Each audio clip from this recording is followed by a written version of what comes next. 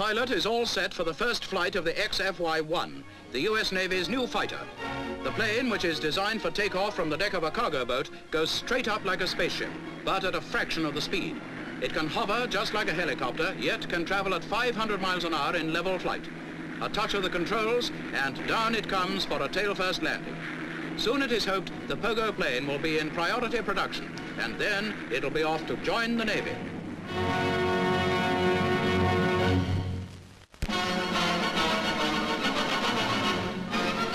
A capacity crowd of 35,000 packs the Empire Games Stadium in Vancouver on its final day. The Duke of Edinburgh sits with Earl Alexander high above the track where the marathon begins. England's Jim Peters away on the far side and Stan Cox are our best hopes in the race that takes them more than 26 miles out onto the country roads around the city. The thermometer shows it's in the middle 70s, a scorcher for a race like this. While the marathon continues, we stay in the stadium for the mile race, the classic duel between England's Roger Bannister and Australia's John Landy. New Zealander Bill Bailey in black vest and shorts dashes into the lead almost at once. In the early stages, Landy is in fourth place with Bannister close behind him.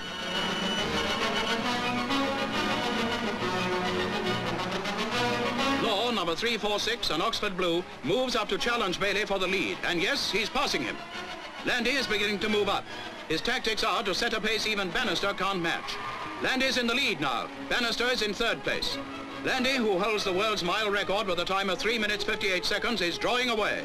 But they've still a long way to go, and Bannister is one of the wiliest runners in the game.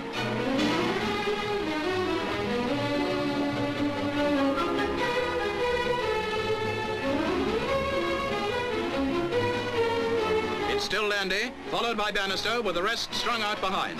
Bannister's been taking it calmly up till now, but he's beginning to close on the Aussie. This isn't his famous final burst yet. The finish is still a long way off.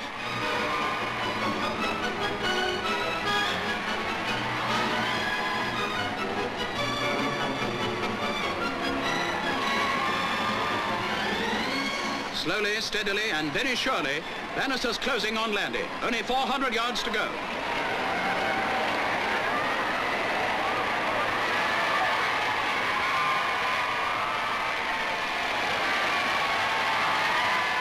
And now Bannister begins his finishing burst. 100 yards to the line, and he's passing Landy.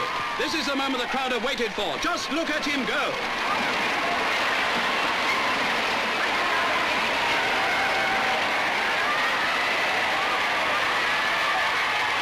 Bannister falls almost senseless into waiting arms. That last fantastic burst sapped every ounce of energy from him.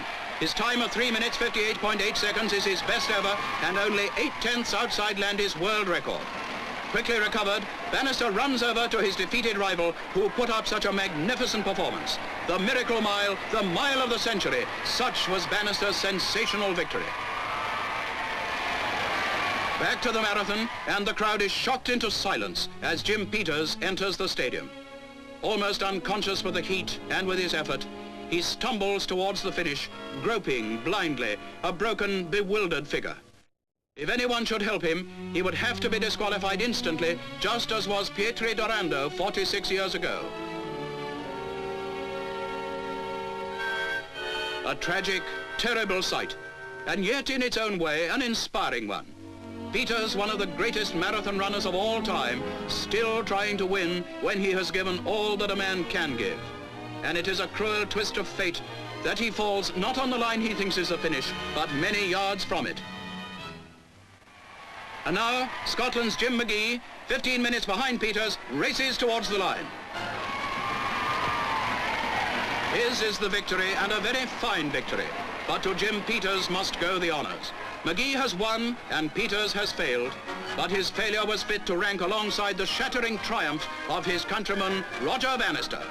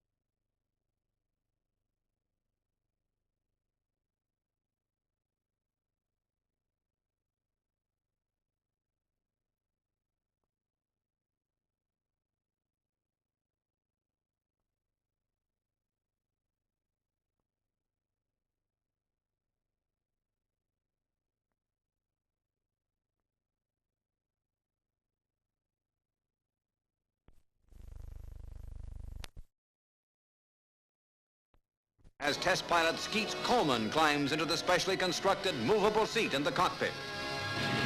From a standing start on its tail, the plane will take off straight up as Coleman guns the jet-powered counter-rotating propellers. Now the first vertical takeoff ever made by a fighter aircraft. The plane climbs slowly, straight up. It can hover overhead like this, or level off and fly horizontally at more than 500 miles an hour. Backing down for a tail-first landing, the Navy's Pogo plane launches a fantastic new chapter in aviation's jet age.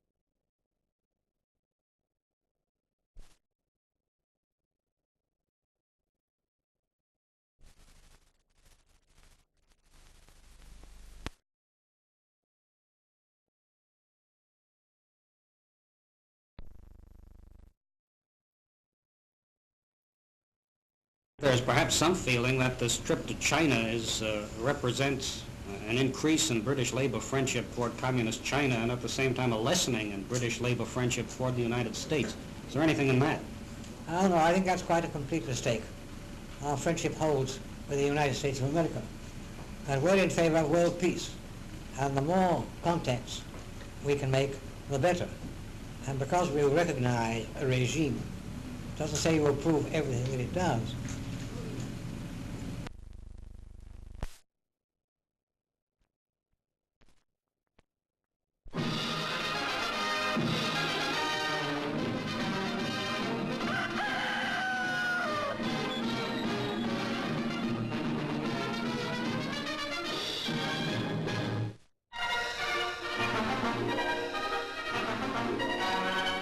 SS United States docks at Southampton, bringing Don Cockell home.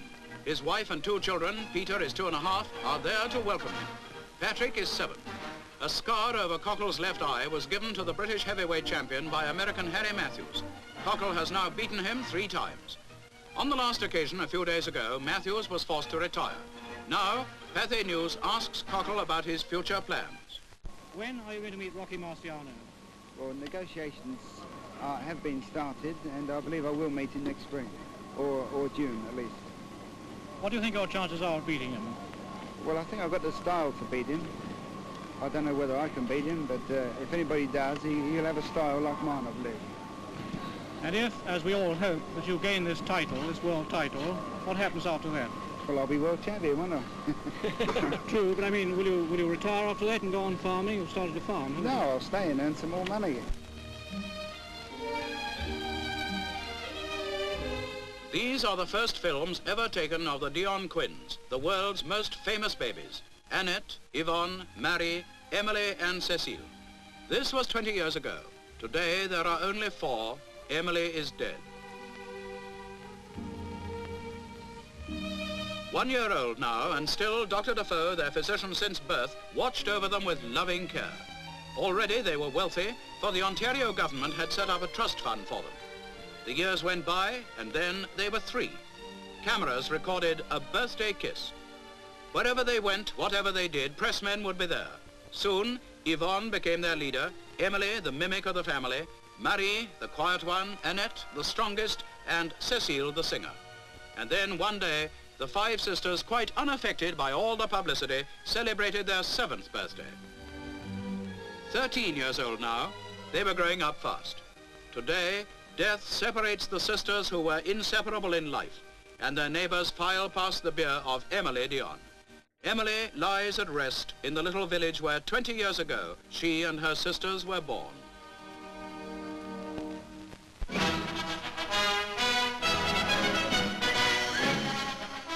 The new 2.5-litre Connaught racing car makes its debut at Goodwood. A stabilizing fin, rather like the one on Sir Malcolm Campbell's Bluebird, is one of the main features of the car. A 4-cylinder Alta engine of 2,470 cc's gives it its power. The Connaught is designed for international races under the new Formula One rules. Rodney Clark, the 38-year-old designer of the car, takes it out for a trial run. Designed and built within 12 months, the Connaught is believed to have cost about £15,000. It's hoped that speeds near the 200-mile-an-hour mark will be achieved. If tests prove successful, the Connaught may be entered for the Italian Grand Prix in September.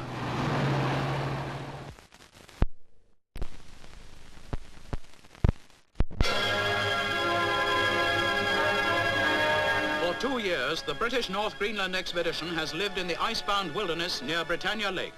But now, their work done, they prepare for the journey home. During the long, lonely months, the team has explored vast areas of uncharted land, amassing valuable scientific information about the nature of the Greenland ice cap and about the weather conditions that prevail so near the North Pole. Now, RAF Sunderlands are ready to fly them home to Britain.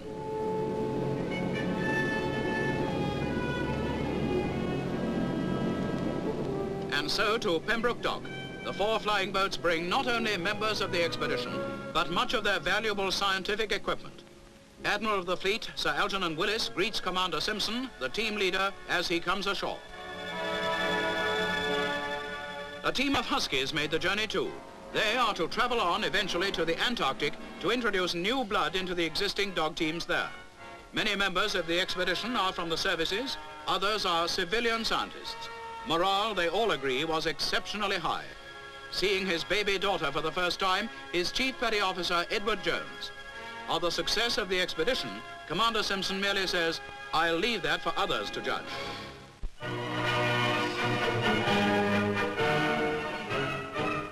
Some weeks ago, Sir Gordon Richards left hospital where he had been confined to bed following his accident at Sandown Park. We now know that this accident ended his riding career sooner than he had planned. 26 times champion jockey, it seemed that the Derby would never be among his victories. Then in coronation year, he rode Pinzer. What a race it was. Gordon kept his mount back until soon after Tattenham Corner. Only Shikhampur was between him and his first ever Derby win, but Pinzer never faltered.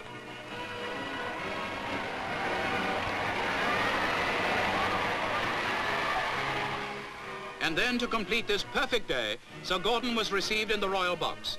It seemed fitting in coronation year that if the Queen herself could not be the winning owner, then Gordon should be the winning jockey. Later, at Buckingham Palace came the climax to his career, a knighthood. A fitting tribute, not only to the skill that had made him the greatest jockey of all time, but to the sportsmanship that he had shown during his 34 years of riding. Now at West Worthing, Sir Gordon is recuperating from his injury before he begins his new career as a trainer. The Pathe News reporter secured an exclusive interview with Sir Gordon, who, although not fully recovered from his fall, says he is getting along fine. Sir Gordon looks back over the years and the 4,875 winners he rode in that time. Well, Sir Gordon, now you have finally decided to retire. What would you say was the greatest moment in your career? Well, I think it was Pinzer's Derby. My first Derby, and I waited for it for 30 years. So naturally, I think, yes, I think the Derby. Now, sir, can you say what was the greatest horse you rode and why? Well, that's a bit difficult, really, because I rode so many great horses, including Pinzer, Sun Chariot, won 3 of the classics for His Late Majesty, Marabella, Tiffin, Colombo, Borosel. No, it would want a bit of thinking over. I couldn't really, but Pinzer would be very near the mark, Pinzer and Sun Chariot, I think. Well, now, Sir Gordon, what do you think you will miss the most now you have stopped riding?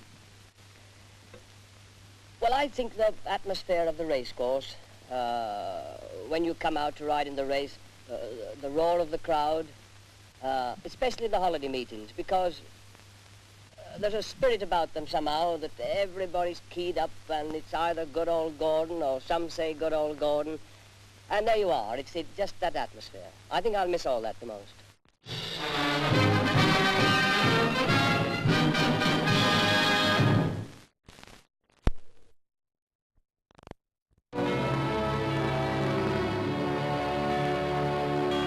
1934. It seems only yesterday that they were born, the DIONNE quintuplets, the world's most famous babies. These are the first films ever made of Annette, Yvonne, Marie, Emily, and Cecile. And for one of the tots, at least, the excitement was just too tiring. Dr. Defoe, their physician since birth, watched over them with loving care. Almost a year old now, the Quins were discovering wonderful new playthings like hands. At 3, they seemed drawn closer together by the publicity that enveloped the first recorded quintuplets to survive infancy. Soon Yvonne became their ringleader, Emily the mimic, Marie the quiet one, Annette the strongest, and Cecile the singer. One day they were 7. 5 fun-loving sisters were growing and having 5 times as much fun doing it. The years flew by and suddenly the Quints were 13. Today, death separates the sisters who were inseparable in life. Sorrowing neighbors file past the bier of Emily, dead at 20, victim of a stroke. Beckoned from her earthly home, one of 5 sisters, born, it seems, only yesterday.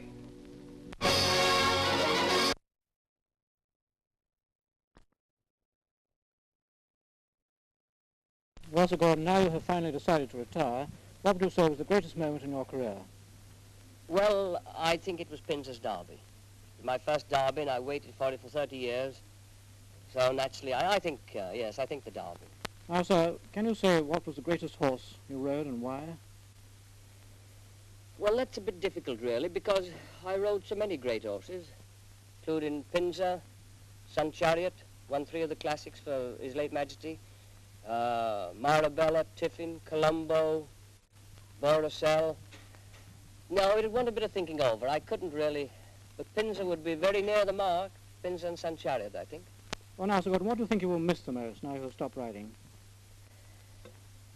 Well, I think the atmosphere of the racecourse, when you come out to ride in the race, the roar of the crowd, especially the holiday meetings, because there's a spirit about them somehow that everybody's keyed up and it's either good old Gordon or some say good old Gordon.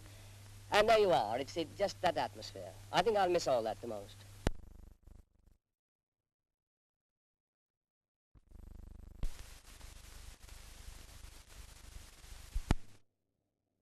Am I still out of picture here? Good.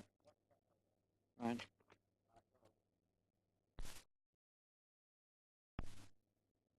What do you now think you will miss the most, Gordon, now you've stopped riding?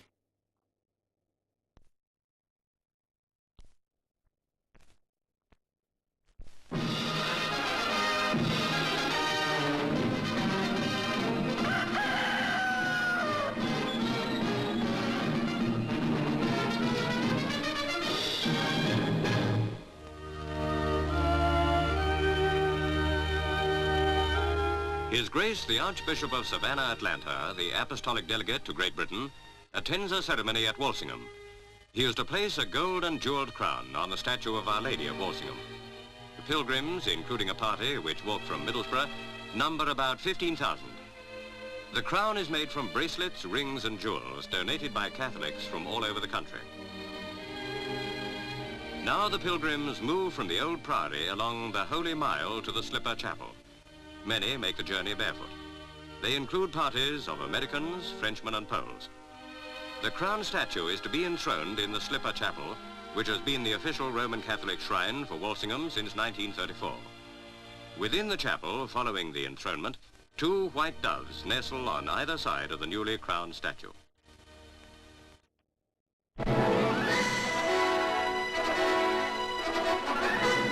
The Sky Sweeper, a new, fast-moving, hard-hitting American gun, is demonstrated at Weybourne in Norfolk. For test purposes, radio-controlled target planes are used. These 12-foot-long planes can travel at about 250 miles an hour. Push on a plunger and away goes the target. Quickly it is turned towards the sea by the radio control operator.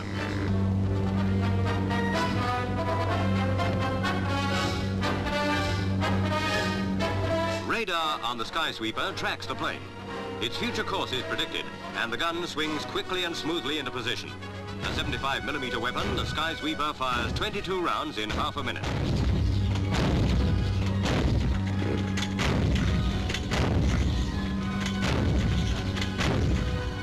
parachutes bring the target aircraft safely to Earth.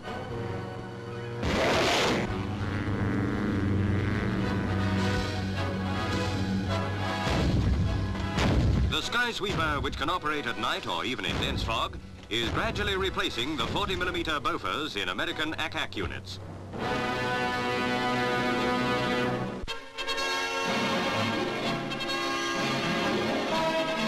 The flags are out at Chadwell Heath, Essex, to welcome home Jim Peters.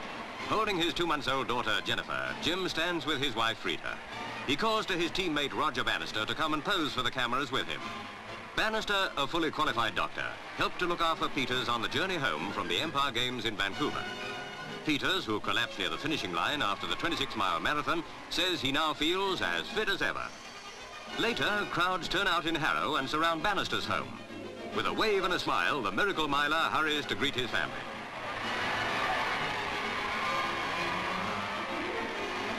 Cameras click as Bannister poses with his sister and his parents. Bannister, who says he may give up running almost entirely to concentrate on his medical studies, is interviewed by our reporter. Speaking of the success of the Empire Games, he says this. The games were memorable. They were memorable, and they have shown that England and the Commonwealth still can compete together and show the world, if you like, the right way in which sport should be organized.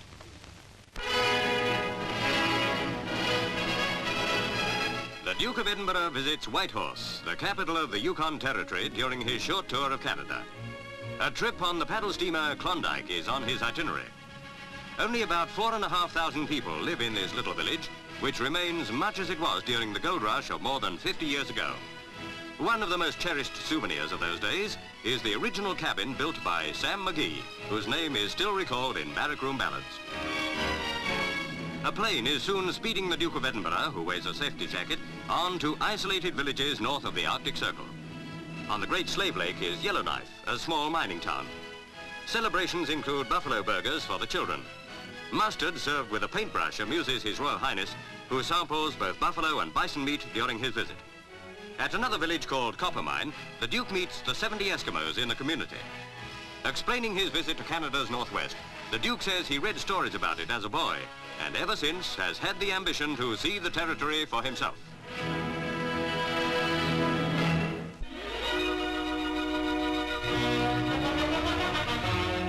Throughout the length and breadth of Britain, the men who make football headlines during the winter months have been hard at work getting ready for kick-off day. A new season is beginning, one that could see the revival of British soccer. At the Football Association HQ in London, Sir Stanley Rouse faces the problem of how to find that shot in the arm that's vital to the future of our football. England's team manager, Walter Winterbottom, helps him seek the formula. Let's see what answers the clubs are giving. In Coventry, rebuilding doesn't only refer to their housing programme. They've been brightening up their football grounds and, advised by trainer Vic Brown and manager Jack Fairbrother, have been buying top-line players like Colin Collindridge and Tommy Capel. Financially, things are looking up. Season ticket sales have gone with a swing. Yes, they're confident in Coventry. Swansea, too, look to a brighter future now that coach Ron Burgess has come back to Wales again after a long, long spell with Spurs. Two of Swansea's big hopes are the Allchurch brothers, Len on the left and Ivor. Last year, Ivor scored the most goals for them and helped save them from relegation. Kilmarnock, who owe plenty of thanks to manager MacDonald in the Blazer, hope to carry on their good work this year. Ralph Collins is a steel worker during the week and their captain and right back on Saturdays. Will Harvey, the inside right, is another part-timer. He packs sweets for a living.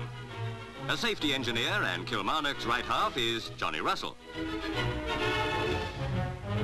Jimmy Brown on the left and Bob Tyne both have jobs in the motor trade. Angus, Kilmarnock's mascot lamb, is one of the few non-part-timers in this vigorous go-ahead club. Now to Weston-super-Mare, where Bristol Rovers have been trying an experiment. They've been living under canvas for a few weeks and really roughing it. Intensive ball practice goes on through the morning and afternoon, and when it's time for grub, well, they have to deal with that too. The day begins at 7 a.m., and from then on, it's hard muscle-building work. Manager Bert Tan thought the idea up. His main purpose was to get the players in absolutely tip-top condition right from the start of the season and to instill into them a team spirit born of friendship.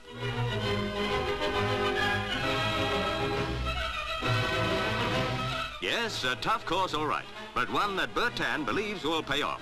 He, like all the managers we visited, is full of confidence. That quality, as we saw in the World Cup, plus forceful attacking football, could set British footballers back on the road to the top.